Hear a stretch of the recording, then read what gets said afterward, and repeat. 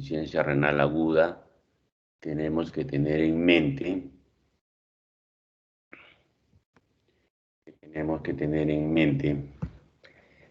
a grosso modo, que esta es una patología que se divide, predominantemente viene de la parte prehospitalaria, de la comunidad, viene como insuficiencia renal aguda prerrenal.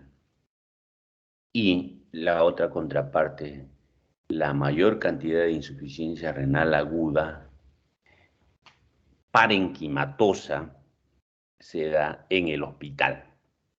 Ya, luego vamos a seguir ampliando eso. La insuficiencia renal aguda se caracteriza por tres variables que tienen que recordar ustedes.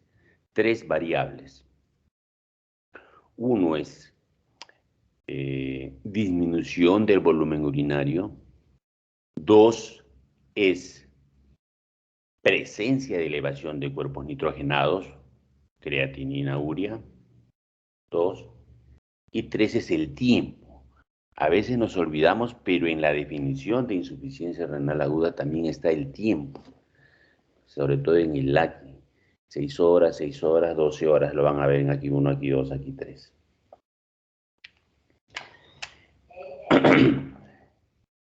Cuando nosotros vamos a hacer un diagnóstico de insuficiencia renal aguda, lo ideal es prevenir que no haya insuficiencia renal aguda, adelantarnos a la insuficiencia renal aguda, o sea, buscar alguna forma de diagnosticar antes que ya se haya elevado la creatinina, antes que haya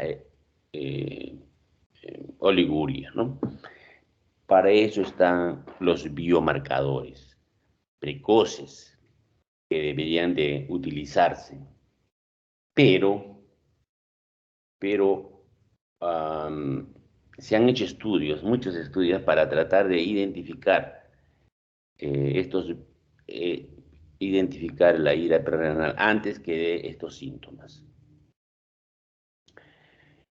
Vuelvo a repetir, son dos biomarcadores funcionales que se utilizan, la creatinina sérica y la producción de orina. Creatinina sérica, producción de orina y el tiempo para definir ira.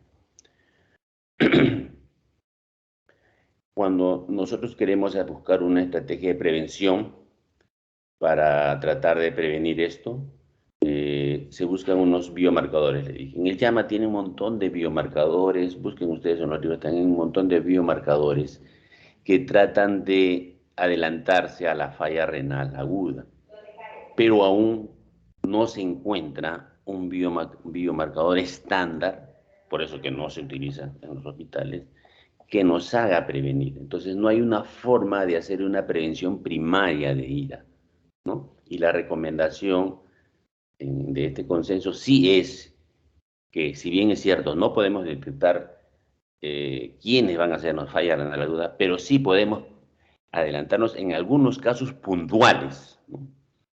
Por ejemplo, podemos prevenir, por ejemplo, en aquellos pacientes que van a recibir sustancia de contraste. Ustedes saben que la sustancia de contraste, sobre todo el yodo, se concentra en el riñón lo concentra, hay una hiperconcentración renal, y en pacientes normales no va a pasar nada, obviamente, pero en aquellos pacientes que tienen antecedentes de diabetes, fallas microvasculares, entonces en mielomas, entonces en aquellos pacientes ancianos, ahí sí puede haber problemas. Entonces, teniendo ese conocimiento, aquel paciente que va a recibir una tomografía con contraste debe prevenirse entonces la falla renal, hidratándolo adecuadamente, verificando cómo está la creatinina, o si está elevada la creatinina, suspender, priorizar, ¿no? Priorizar el riñón ante el diagnóstico, buscar otra forma. Ya la resonancia será más cara, pero es una forma también de poder hacer diagnósticos, evitar en lo posible, tratando de prevenir. Las otras son las cirugías grandes, ¿no? Las cirugías grandes a veces genera hipoperfusión prolongada, la anestesia misma provoca vasoconstricción renal. Entonces, estos van a generar falla renal. y en aquellos pacientes que tienen predisposición con mayor. Entonces hay que ser muy exigentes en la diuresis horaria, muy exigente en la perfusión renal. Entonces, en estos pacientes sí se puede prevenir la falla renal a través de acciones médicas, ¿no? Pero en cuanto a biomarcadores todavía no estamos listos, ¿ya? Cuando nosotros hablamos de falla renal aguda es porque en el riñón hay una autorregulación. Cuando disminuye el flujo urinario, cuando disminuye la perfusión renal, automáticamente el riñón genera mecanismos neuroendocrinos, genera mecanismos de sed, genera mecanismos de retención de líquido, o sea, hormona antidiurética, la hormona antidiurética, el sistema renina-angiotensina, todo aquello que implique ahorro de agua y sodio. Entonces, en esta autorregulación interviene mucho la prostaglandina y la YECA. La YECA es uno de los más potentes vasoconstrictores. Siempre lo decía así yo. En una última revisión que hice acerca de las endotelinas también son potentes vasoconstrictores. Endotelinas son unos potentes vasoconstrictores, las endotelinas, y el óxido nitroso vasodilatadores. Esto es aparte, en la hipertensión esencial, como no, el mecanismo no es por renina-angiotensina, en la hipertensión esencial el mecanismo es por un desequilibrio entre endotelinas y óxido nitroso. En el caso nuestro de ira prerrenal es angiotensina y prostaglandinas. Las prostaglandinas van a permitir que haya un mayor ingreso de sangre al glomérulo, provocando una vasodilatación en la arteriola aferente. ¿Ya? Y las prostaglandinas lo que van a hacer, entonces, las prostaglandinas lo que van a hacer es cerrar la arteriola eferente, para que en el glomérulo haya mayor presión y genere mayor diuresis. Yo les pongo un ejemplo de un tubo, ¿no? Miren, en un tubo, si ustedes quieren tener mayor presión en los manómetros, lo que hacen es cerrar el tubo, cerrar la válvula distal. Si ustedes cierran esa válvula, van a generar mayor presión en los manómetros. Es lo mismo que ocurre en el glomérulo, ¿ya? Es lo mismo que ocurre en el glomérulo. Este sería un glomérulo elongado o estirado, donde en la arteriola aferente habría una vasodilatación generada por las prostaglandinas y en el arteriola eferente, donde está la válvula, sería la acción de la angiotensina. Esta angiotensina cerraría esta válvula y aumentaría la presión dentro de todo el glomérulo para favorecer la filtración, ¿no? Formación de orina. Muy bien. ¿Qué sucede si ustedes a su paciente está recibiendo o le están dando inhibidores YECA o bloqueadores de los receptores? Entonces lo que van a hacer es que van a quitarle este mecanismo de defensa a nivel post la arteriola eferente. Entonces lo que van a hacer es que aquí haya pérdida de líquido, no se cierre la válvula, entonces va a incrementar la falla renal, ¿no? Entonces eso hay que tener cuidado en todo lo que bloquea angiotensina. Y segundo, de las prostaglandinas inhibidores, los AINES, reciben AINES, generalmente los viejitos están recibiendo AINES, por eso son los que tienen mayor riesgo. Entonces le quitan ese efecto protector de vasodilatador aquí para que ingrese más sangre y pueda mejorarse. Este es el mecanismo de autorregulación que se genera y la explicación de muchos cuadros clínicos, ¿ya? Muchos cuadros clínicos, mecanismo de autorregulación.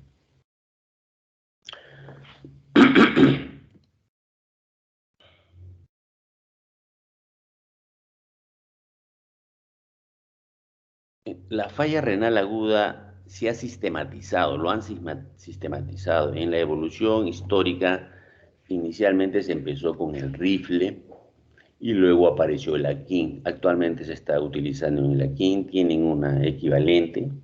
Y cuando yo les decía para definir el criterio para definir insuficiencia renal aguda, vamos a ingresar 3 variables.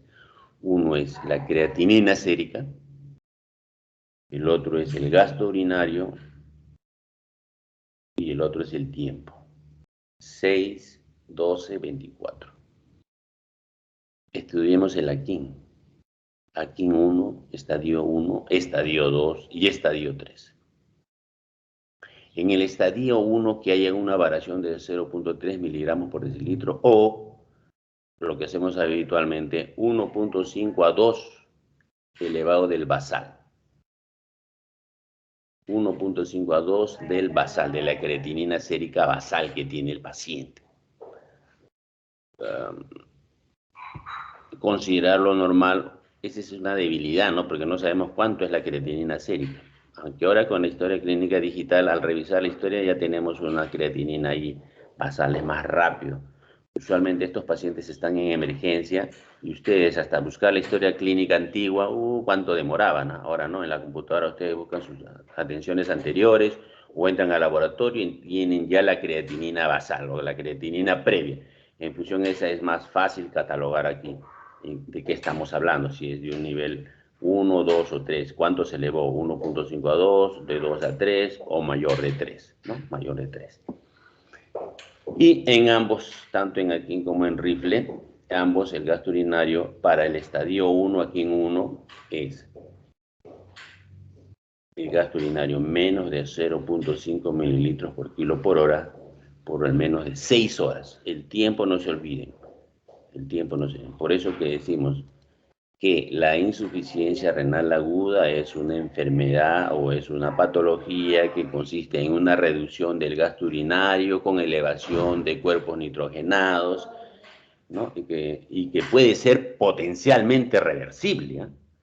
Eso no se olviden, no todos llegan a la falla renal crónica, potencialmente reversible. Eso en las definiciones a veces en los exámenes vienen y eso hay que colocar, no se vayan a olvidar, que es potencialmente reversible. Y el otro es en 6 horas, en aquí uno, el gasto urinario menos de 0.5 mililitros por kilo por hora por al menos de 12 horas. Y para el aquí 3 es menos ya de 0.3 mililitros por kilo por hora, al menos 24 horas, o anuria por lo menos 12 horas. Es por esto que en pacientes quemados, en el protocolo de pacientes quemados, lo que se busca en los pacientes, porque ya se sabe que hay hipoperfusión, en las grandes quemaduras, se busca que la diuresis sea 1 mililitro por kilo por hora, de cajón. Comienzan a hidratarle fuerte, diuresis horaria, 1 mililitro por kilo por hora para evitar que falle el riñón. En quemaduras, ¿ya? En quemaduras grandes. Cuando lleguen ustedes cirugía quemados, le van a decir 1 mililitro por kilo por hora. Y el rifle es lo mismo, pero se diferencia aquí que los pérdida persistente de la función renal por 4 semanas y el estadio final es mayor de 4 semanas. Esta es una clasificación en Lakin que nos ayuda a hacer en el manejo del paciente para ver cómo está evolucionando y también para hacer exámenes, para preguntar, porque aquí la mayoría caen generalmente en el tiempo, caen en la definición, potencialmente reversible, a veces se olvidan, eso tienen que acordarse, que es una enfermedad potencialmente. También a veces es importante remarcar que no todos los pacientes hacen anuria, no todos los pacientes hacen oliguria. Algunos pacientes elevan la creatinina, pero siguen orinando hasta un 60%. O sea que no todos van a hacer fallas. Ahí obviamente es más fácil manejar un IRA a débito alto, digamos, ¿no? O sea que con orina es más fácil manejar, obviamente, ¿no? Pero por eso le digo, no todos van a llegar a tener anuria, ¿ya?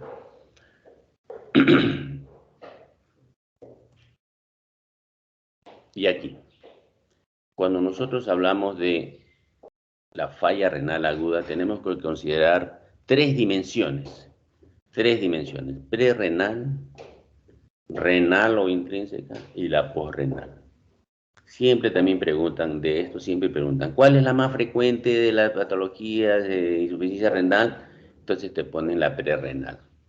O te ponen alguna de estas, ¿no? Hipovolemia, o disminución del volumen, o uso de, mira, uso de prerrenal, uso de AINES, ¿no? Inhibidores bloqueadores de la enzima convertidora de angiotensina. Entonces, esto te pueden poner prerrenal. El otro es intrínseca. Las causas más frecuentes de intrínseca, la causa más frecuente es la necrosis tubular aguda. Casi el 90% de las intrínsecas es necrosis tubular aguda. 90%. Y estas patologías intrínsecas se dan más en el hospital, por uso de antibióticos, por uso de sustancias de contraste, por, por las mismas pigmentos, eh, pigmentos intrínsecos que formamos, ¿no? Cuando hay necrosis, cuando hay crash por hemoglobina, entonces pueden provocar falla renal, ¿no? Aquí está, rhabdomiólisis, CPK alto, están con CPK alto y no, a veces no nos damos cuenta que no está orinando bien, y es el CPK alto, la rhabdomiólisis que está generando, no el CPK, ¿no? La rhabdomiólisis, estas sustancias producto de la liberación de la hemoglobina generan taponamiento renal, ¿no? Y la otra, que es menos frecuente, es la posrenal. Posrenal.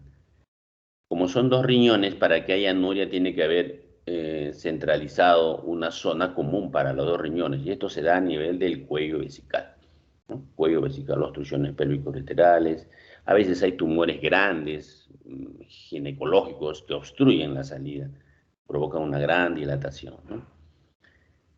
Esto, obviamente, la solución aquí es inmediatamente buscar una forma de salida de la orina, buscar una forma que pues talla vesical, o también los de radiología intervencionista ingresan con unos catéteres, les colocan en los uréteres, en la pelvis, y de ahí salen hacia el exterior y por ahí sale la orina. Algunos colocan hasta en los dos riñones y los dos riñones están con una buena cortical, ¿no? Bueno, este es el campo de la urología, este es el campo de nefrología y este es el campo de los clínicos. Este tiene un montón de pacientes, el clínico, un poco menos y menos. Así, ¿quién es más frecuente? El prerrenal. Menos frecuente intrínseco y el posrenal. ¿Quién gana más? El posrenal. Operan, pues, ¿no?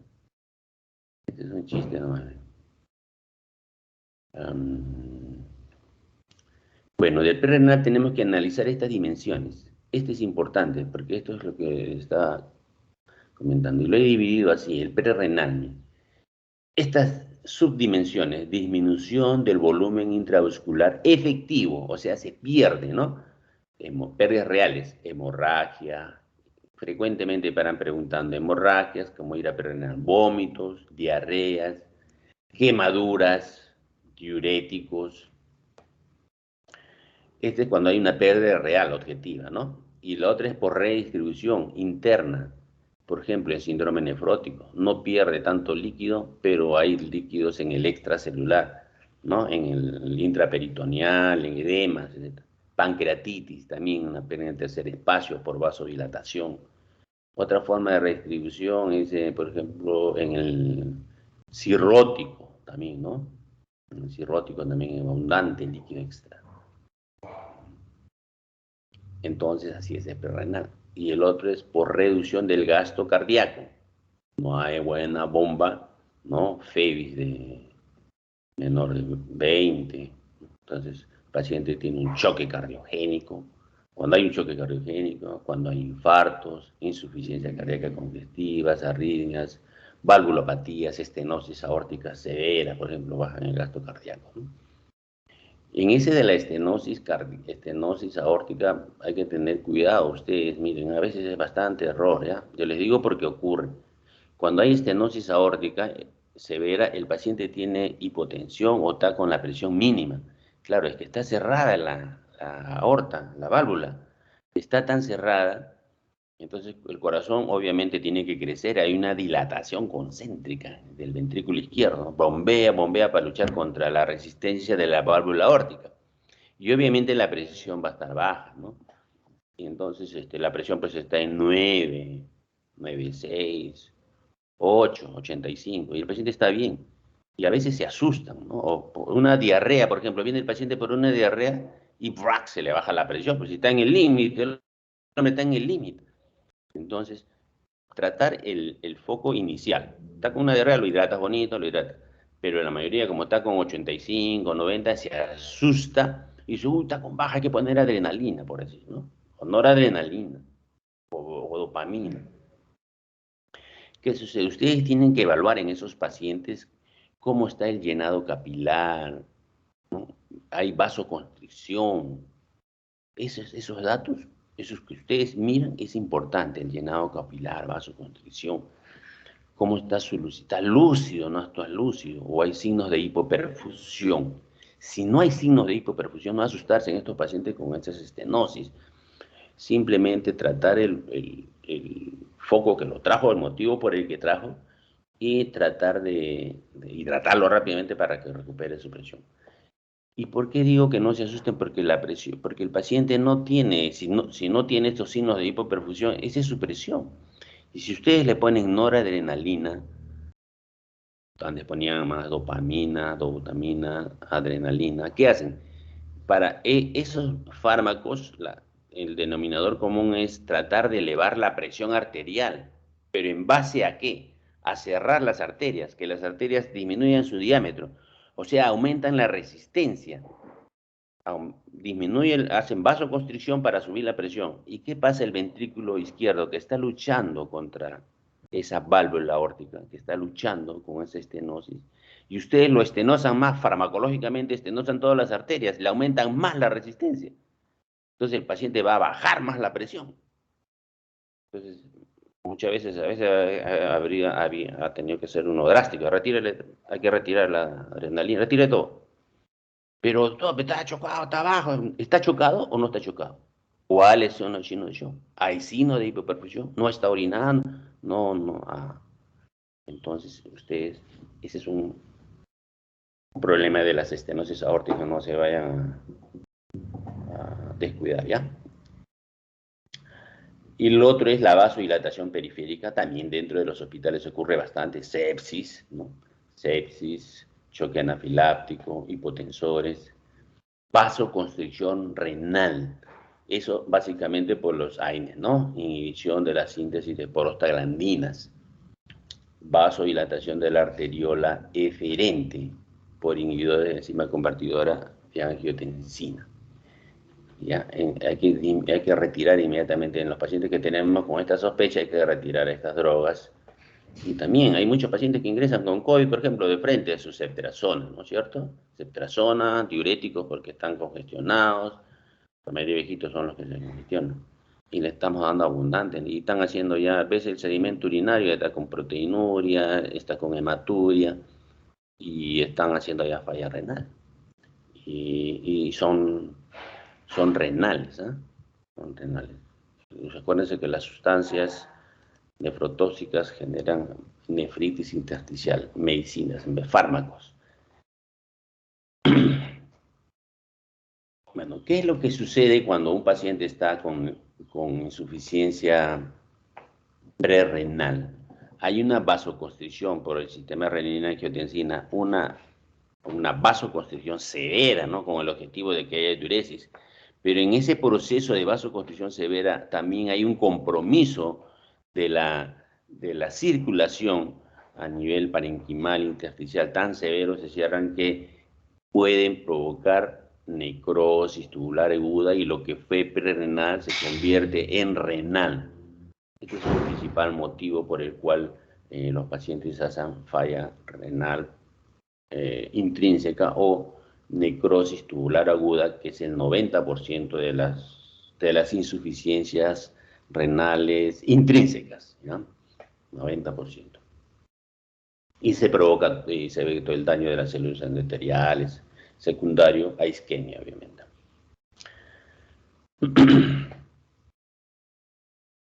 ¿Y cuáles son las causas más frecuentes en la insuficiencia renal aguda intrínseca, o renal o intrarrenal, como dice? Primero, vascular, grandes vasos, cuando se rompe una placa aterosclerótica, cuando hay trombosis, aneurisma. Trombosis, cualquiera no hace trombosis. Yo no voy a pensar que ustedes, por ejemplo, van a hacer trombosis. Trombosis, hay una predisposición, no son aquellos pacientes formadores de coágulos. ¿Quiénes son? Los fibriladores, o sea, los que tienen arritmias cardíacas. La aurícula no se contrae al ritmo del ventrículo, tiene una frecuencia alta, es una contracción irregular, no que no sincroniza con el ventrículo, ¿no? Entonces, ahí entonces a lo que hace, facilita la formación de coágulos. Y entonces en un momento, por un estrés, cualquier motivo, esos coagulitos se pueden desprender y ir al cerebro y formar ACV. Entonces los pacientes que tienen fibrilación auricular o arritmia auricular o fibrilación, sí, más conocidos como fibrilación auricular, flúter auricular, ¿no?, que es otra patología de la aurícula, entonces tienen riesgo de hacer ACV, por eso estos pacientes son anticoagulados. Así que cuando ustedes pongan el estetoscopio en el corazoncito, ustedes van a escuchar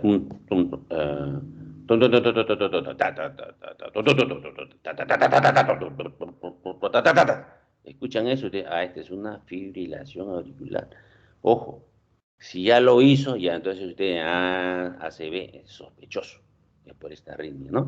O lo contrario, al revés, si no lo ha hecho todavía, entonces hay que indicar este proceso, ¿no? Arritmia cardíaca, 2 puntos, descartar FA, plan EKG, van, consulta cardiología o hematología, o ustedes mismos comienzan con anticoagulación, ¿no? Evitar, mínimo aspirina. Y de repente va a requerir también hay que hacer el estudio, ¿no? Porque se puede revertir a veces las fibrilaciones auriculares, tanto medicamentoso o con terapia eléctrica, que es otro estudio que hay que hacer. Eso se da entonces para igual en el abdomen, para que haya un dolor abdominal agudo, severo, estenosa, la alarma mesentérica, que es la principal arteria, tienen que haber por trombo, entonces el paciente tiene que haber esa predisposición de formar, de tener arritmia para formar esos trombos, ¿ya? Y el otro particular es cuando hay estenosis intrínseca ya de la misma arteria por placas, de la arteria mesentérica o de la arteria renal, en caso para nosotros en el tema es de la arteria renal, que hay estenosis o placas que favorecen la formación de coágulos locales, ¿no? Entonces, esto es en vascular grandes vasos. Y el otro es vascular vasitos pequeños, son las famosas vasculitis, ANCAS, positivo, negativo. Las glomerulares, intersticios y tubulares, ¿no? De toda la necrosis tubular aguda que se puede dar por 2 causas, isquémica o nefrotóxica. La nefrotóxica habitualmente la genera el médico por indicación de fármacos. Bueno, hay una lista grande de fármacos y también de sustancias endógenas que nosotros formamos, ¿no? La necrosis tubular aguda tiene su evolución. Primero la falla prerrenal, ¿no? Y luego la isquemia severa va a iniciar la necrosis tubular aguda. Luego hay una extensión, miren, donde hay daño microvascular, obstrucción, inflamación, coagulación. Luego hay una fase de mantenimiento, desdiferenciación, migración, proliferación. Luego hay una fase de reparación.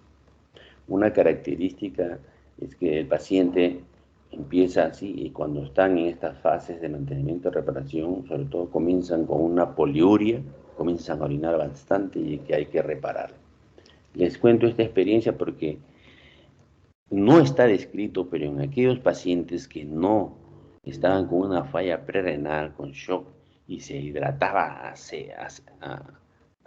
de forma agresiva, una hidratación agresiva, en pacientes que han estado chocados ya por diarrea y por problemas de hemorragia digestiva alta, pacientes que han sido manejados agresivamente con cloruro hidratado y con diuréticos, los pacientes 24 horas, 36 horas, estaban con oliguria y comenzaban 48 y comenzaban a orinar un montón y a veces nos descuidábamos, ¿no? Porque nosotros estamos esperando pues 10 días, 15 días para empezar esa fase de la poliuria.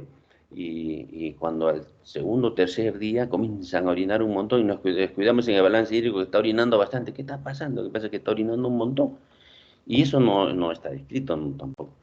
No es una cosa frecuente, pero los pacientes comienzan, entonces siempre en el balance, siempre hay que estar tratando de hacer el balance hídrico, cómo va la orina, no va a ser que nos esté orinando mucho. También les quiero decir que la creatinina, en la primera fase, la creatinina es muy variable, está en 2 de creatinina y de pronto está en 8, en 7. Entonces, ¿y qué te hace sospechar que ha subido en tan poco tiempo? Que ya tiene náuseas, vómitos, entonces si tiene síndrome urémico, entonces, ¿qué pasó? Le haces un nuevo control, ya subió. Por eso que calcular la depuración de creatinina en 24 horas, como dicen, no sirve en esto.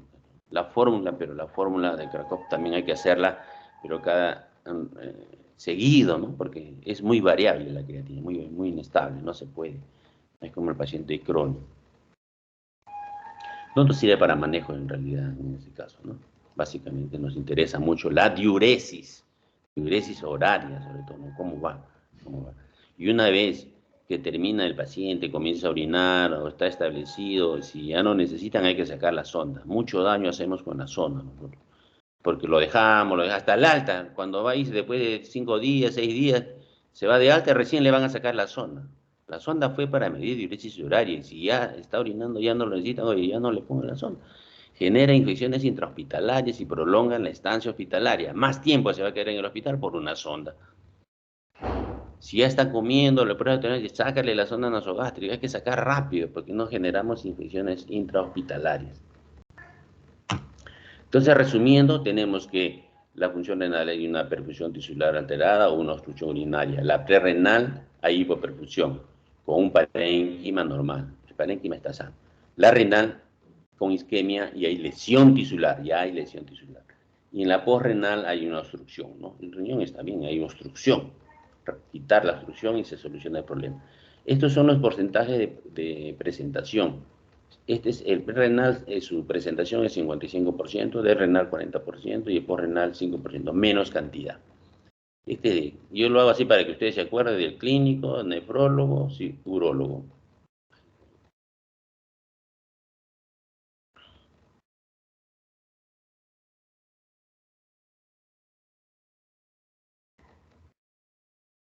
¿Qué manifestaciones clínicas tienen? Obviamente ya sabemos cuáles son las funciones del riñón, ¿no es cierto? De las funciones del riñón van a salir las manifestaciones clínicas. A ver, voy a buscar una. Aquí. ¿Cuáles son las funciones del riñón? ¿Les pregunto o no? Mejor no. Dentro de las funciones del riñón hay 4 funciones. De aquí salen muchos problemas, muchas preguntas, ¿ya? La regulación del equilibrio hidroelectrolítico. Hidroagua, electrolito, potasio, es el que mata, ¿no es cierto? Si es que el riñón deja de funcionar, entonces va a haber un exceso de agua. Lo máximo que puede haber un edema agudo de pulmón, ¿no es cierto?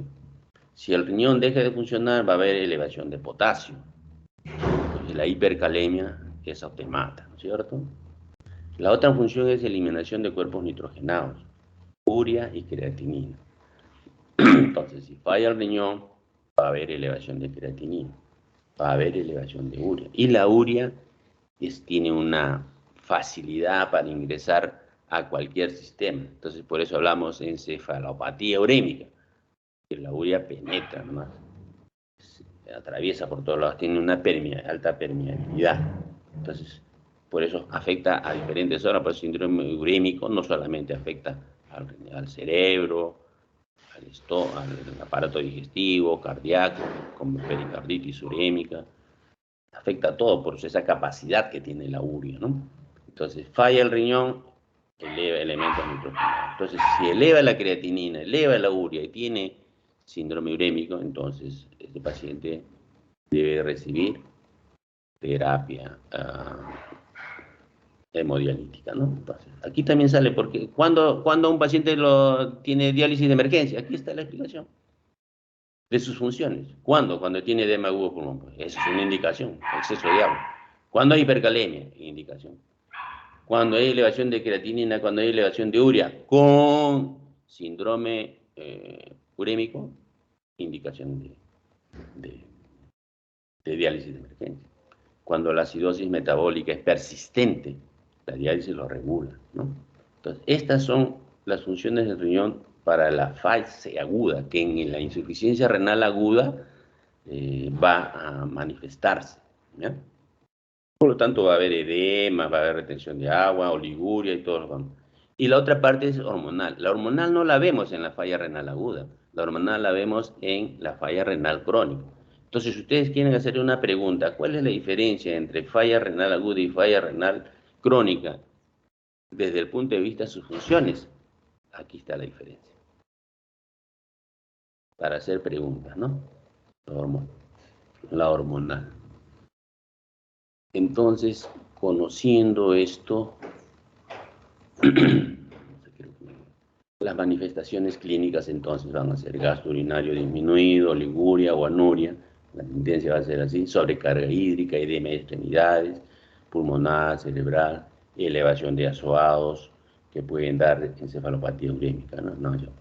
Otra pregunta, ¿cómo diferenciamos una insuficiencia renal aguda de una insuficiencia renal crónica desde el punto de vista clínico? Desde el punto de vista clínico, desde el punto de vista clínico, les digo, por ejemplo, mi cuñado se dializa, le hacen un control de creatinina 8, ¿ya? Y yo veo un paciente que tiene creatinina 4 y el de 4 está con náuseas y vómitos. Y mi cuñado está con 8 y no tiene náuseas ni vómitos. Urea 200, el otro tiene urea 150 y tiene náuseas y vómitos y el otro no tiene. O sea, el que está con diarrea y comienza a hacer falla renal, comienza con creatinina y urea, no niveles tan altos, hace vómito. Ponle los dos, que tengan los dos en 8, el agudo que está en emergencia hace náuseas y vómitos, y el crónico que tiene 8 no hace náuseas ni vómitos, se dializa regularmente. Entonces tiene un proceso de adaptación. Siempre el organismo se adapta, va tratando de adaptarse.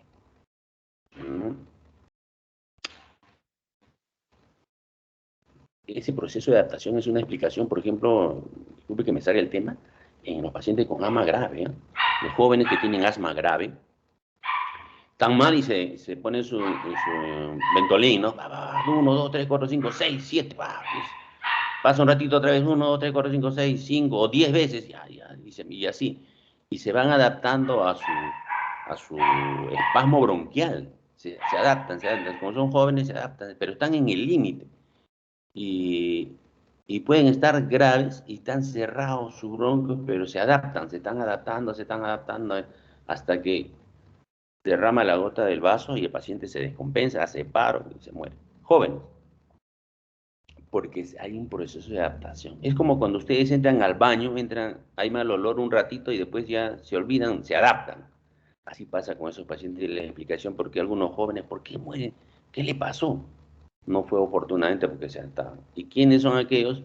Médicos, estudiantes de medicina que conocen más o menos el mecanismo y papás, no, porque está yendo, o sea, ¿y qué pasa? Pero no sabían que este proceso de adaptación, por eso se los digo, porque mi compañero de estudio en el tercer año de medicina se murió, así por asma, él mismo se colocaba, se nebulizaba en su casa, y así, ya, y salía nuevamente.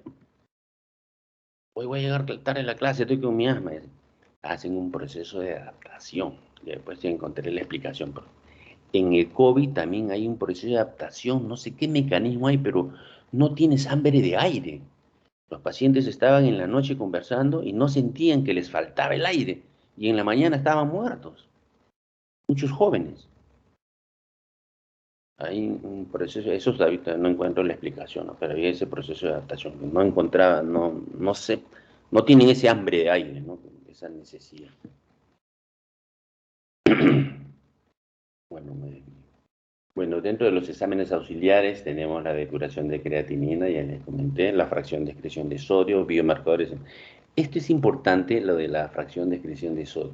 Primero, ya les comenté de lo de la creatinina, no vamos a esperar 24 horas para hacer, pierdes tiempo. Rápidamente puede ser la fórmula de Coprof, pero como les digo, la creatinina va variando continuamente. En esta fórmula no se olviden, no se olviden. Siempre vienen en problemas y es mujer, ¿no? Siempre las mujeres hacen problemas, porque hay que poner el 0,85, mujeres, ¿ya? Se olvidan de ponerle el 0,85 y todavía le colocan ese valor en la respuesta sin el 0,85, la A, y ¡pum!, marcan, y se olvidaron del 0,85. No se olviden de esa forma. Y le decía la fracción de excreción de sodio porque esto te ayuda a decir, ¿es prerrenal o renal? Una forma matemática, ¿no? Si la fracción de excreción de sodio es menor al 1%, dices, ah, es prerrenal. Si es mayor, es posrenal. Y preguntan siempre esto, por si acaso, no se olviden. Más adelante voy a darle, bueno, este es un ejemplo. Este es un resumen más o menos de la disminución del flujo urinario, disminución del sodio urinario, fracción de sodio urinario menor de 1%, aumento de la osmolaridad urinaria mayor de 500, aumento de la ansiedad urinaria mayor de 1020 y sedimento urinario de cilindros hialinos transparentes. Esta es una característica de los prerrenales. Cuando vemos un sedimento, siempre yo diría que de esto me interesa mucho ver las proteínas. Oye, ¿tiene pérdida de proteínas altas o tiene pérdida de proteínas bajas? De acuerdo a eso yo digo, ¿de dónde viene? Porque ustedes saben que dónde se filtra, quién es el principal filtro de las proteínas. El primero es la membrana, ¿no es cierto? El endotelio. Primero es el endotelio, la membrana basal. Y luego de la membrana basal siempre hay un plan B, ¿no? Siempre ustedes deben tener un plan B. La membrana basal. Si la membrana basal falla, entonces hay proteinuria. Porque ahí está la concentración de las proteínas. Por ahí va a perder gran cantidad de proteínas. Y si es que falla la membrana basal, entonces ahí están los podocitos, con su ácido ciálico ahí en sus cabecitas. Esas son las segundas. Si falla eso, ya pues se pierde la proteína en alta dosis. Entonces, a nivel glomerular es donde está la mayor presión de proteínas, por consiguiente, cuando falla esto, en la orina va a haber alta cantidad de proteinuria. Pero si falla el túbulo, ¿no? El túbulo proximal, ¿no? Un síndrome de Fanconi, ¿no? Falla el túbulo proximal. Entonces, ahí también va a haber pérdida de proteína. ¿Pero ustedes creen que va a haber la cantidad que hay que sale por el glomérulo? No. Si el glomérulo no falla, no deja perder proteína. Entonces, las pérdidas de túbulos son menores. Entonces, en el sedimento, ahí ustedes hagan el análisis, ¿no? Dicen, ¿tiene bastante proteína o tiene poco proteína? Entonces, eso más o menos, no, este es tubular o intersticial, no es glomerular, alto. Eso les va a hacer razonar. Obviamente que son hipótesis que tratan de explicar y en todo el contexto del paciente, ¿no? Con todo el contexto. Por ejemplo, aquí hematurias, cilindros hemáticos, células dismórficas, proteinuria significativa, proteína significativa o lipiduria me indican glomerulopatía o vasculitis. Glomerulopatía. Cilindros granulares, células epiteliales libres, fuertemente sugestivo de necrosis tubular. Aquí yo diría que se agrega esta piuria con cilindros granulares serios asociados o no a proteinuria leve. Proteinuria leve, aquí proteinuria significativa, proteinuria leve, indican compromiso túbulo intersticial o infección urinaria. Hematuria y piuria sin cilindros hemáticos pueden observarse en nefritis intersticial. Esta de aquí, nefritis intersticial, miren, siempre estas son preguntas, siempre paran preguntando, ¿no? Paran preguntando, paciente recibió sustancia iodada, paciente recibió claritine, una cosa que hemos revisado en la práctica, paciente que ha recibido cefalosporina de tercera generación en COVID, comienza a tener hematuria, entonces, nefritis intersticial, no se olviden de la nefritis intersticial, generado por fármacos. Bueno, y en el tratamiento primero hay que prevenir, medidas generales, verificar la hipercalemia porque esta te mata y ver cuándo vas a utilizar la terapia de reemplazo renal o hemodiálisis, ¿no?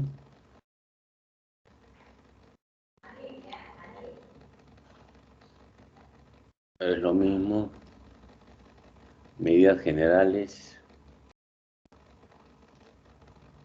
dieta con restricción de sodio, 1 gramo. El sodio es lo que le decía de chifa, ¿no? Ustedes comen su chifita y les va a dar sed y van a tomar agua, por más que le digan, oye, no tomes agua porque te va a subir la presión, no tomes agua, vas a tomar porque te da sed.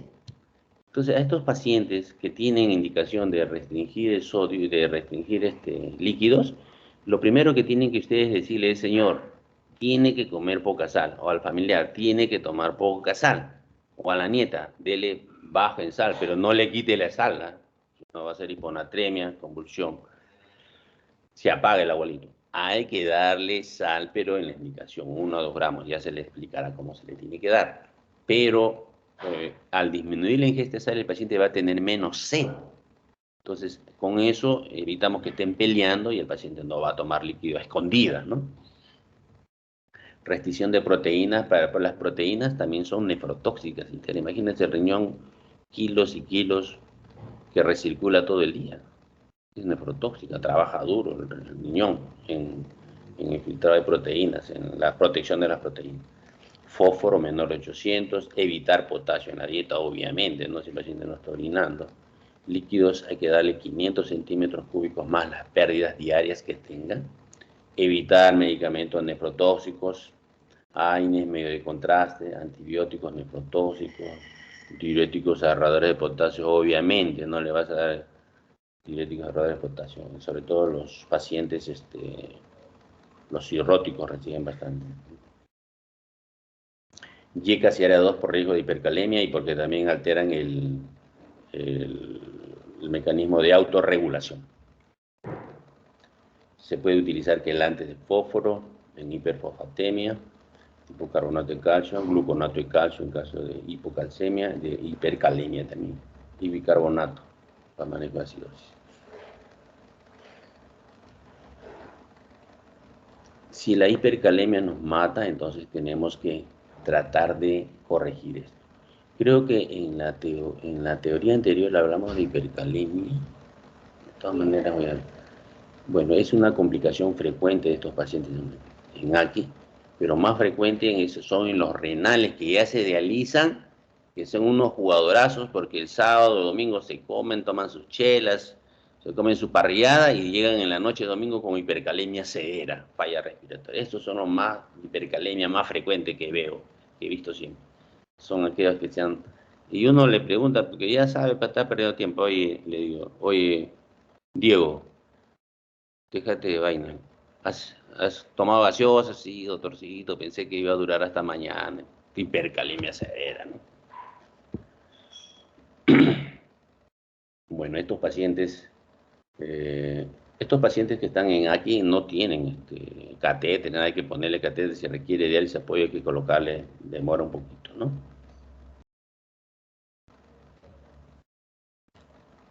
Bueno, ¿qué cada la hipercalemia? Arritmias. La hipercalemia puede dar, bueno, en un AGA, cuando el paciente llegan con dificultad respiratoria, pero que la hipercalemia va asociado a acidosis. Entonces los pacientes están hiperventilando. Y entonces tú te das cuenta, entonces le hacen un AGA para ver cómo está su oxígeno, su PCO2. Y ahí en ese AGA también sale potasio, electrolitos, sodio, glucosa, potasio, ¿no? Y encuentras que el potasio está alto. Entonces rápidamente tienes que tratar. Cuando no había esto, yo me acuerdo cuando era interno, no había AGA, tenían que ir a pedirlo fuera y te querían entregar el resultado después de 6 horas, ya no tiene sentido, ¿no? Entonces no se hacía eso, pues. Entonces se tomaba electrocardiograma. A ver, toma el electrocardiograma, ¿cómo está? Oye, pero no hay electrocardiograma. Pídete estado de cardiología, así era la emergencia del Loaiza en mis tiempos, en el 89, 89. Estábamos fregados. Entonces, bueno, conseguías, le tomabas el electrocardiograma para ver si había cambios en el electrocardiograma, ¿no? Que era la T picuda y el complejo QRS ancho. El QRS se abría y la T se elevaba. Esa era una característica de la hipercalemia, en diferentes grados de hipercalemia, ¿no? Decían que cuanto más hipercalemia, más elevado la T, más abierto el complejo QRS, pero después se descubrió que no era tan cierto, ¿no? Ya y con el hallazgo a través del AGA, del potasio rápido, ya no le dieron tanta importancia al electrocardiograma como diagnóstico de hipercalemia, ¿no? Y terapia de reemplazo oral, ¿cuándo vamos a utilizar la terapia de reemplazo oral? Ya les dije, de acuerdo a la función. ¿Cuándo? Cuando las primeras 3 funciones del riñón están alteradas, ¿ya? Edema agudo de pulmón, hipercalemia o insuficiencia cardíaca también, creatinina, urea, cuando está elevado y deja el síndrome urémico, control de acidosis metabólica, la urea, hay uno la pericarditis urémica, también tiene indicación de diálisis de urgencia. Aquí está síndrome urémico, hipercalemia, acidosis simbólica refractaria, son indicaciones de diálisis, ¿ya? Hipercalemia, acidosis metabólica, expansión de volumen extracelular. Eso es una pregunta también, ¿eh? Aquí dice contracción y expansión. No se me pajaré, por favor. Diálisis en paciente que tiene contracción de volumen extracelular es una característica de la insuficiencia renal aguda, la contracción del volumen extracelular. No, expansión. No se olviden. No me digan que no le he dicho, ¿no? Depuración de creatinina menor de 10, creatinina sérica mayor de 6. Esta creatinina sérica mayor de 6 usualmente asociado a síndrome urémico, ¿no? Si tienen, hay que dializarlo. Si no tienen síndrome urémico, hay que esperar si puede responder. Depende del contexto también, no solamente la creatinina, sino el potasio también. Y estos fueron los hallazgos en hipercalemia. Miren, la T se eleva, y el complejo QRS que empieza al final de la P, al final de la Q, ahí empieza, ¿dónde está el Q? Termina la P, empieza el Q es para abajo, ¿ya? Pero no se ve acá, no hay Q, hay de frente RS, cuando va a empezar la T, todo eso es el complejo QRS. Es ancho el complejo QRS y la T picuda. Y el último es complejo ancho, es taquicardia de complejo ancho. Este es riesgo de muerte, es una taquicardia maligna, ¿no? Se puede morir en cualquier momento. Entonces hay que ponerle pues todo el tratamiento de hipercalemia, ¿no? Bicarbonato. Yo a veces he puesto hasta 8 ampollas. Usualmente se pone 4 ampollas de veneno, se he puesto 8, 12. No me da miedo, ya después que se dializando se regula, pero la cuestión es que el paciente esté sano. Estará con una alcalosis metabólica, pero vivo. No con una pH normal, muerto, ¿no? Por que esté con alcalosis metabólica, pero vivo. Entonces aquí se le pone bicarbonato, gluconato de calcio, lo nebulizas, insulina, todo eso que ya se habló. Aquí está el tratamiento inmediato, gluconato de calcio en infusión, no en bolo, cada 20-30 minutos, porque su acción demora 10 minutos hasta que lo dialicen o salga de eso. Bicarbonato de sodio, insulina más destroza el 33%.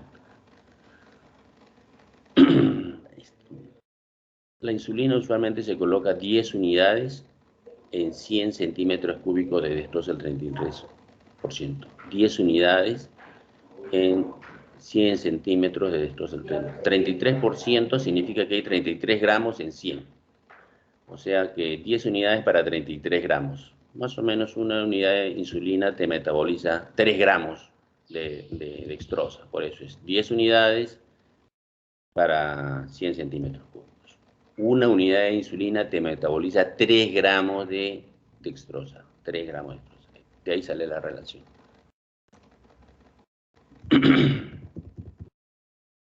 Ya esto ya no estamos repitiendo. Muy bien, estas son algunas cosas de biomarcadores que se encontró. Muy bien, chicos, gracias. Yo se les envío a través de su delegada la clase. De ira, ¿ya? Ok, Nelia. Los dejo. ¿O hay alguna pregunta?